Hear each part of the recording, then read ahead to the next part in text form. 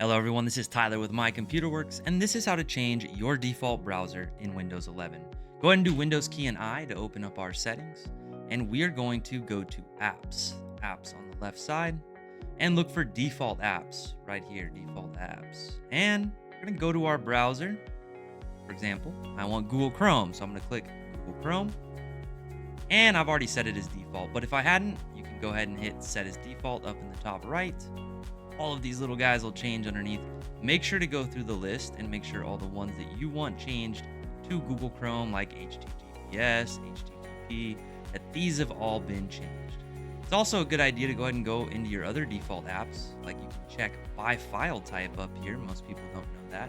For example, if I wanted to see PDF, I could type in .pdf and it would show me what my default PDF reader is. Kind of a handy tip.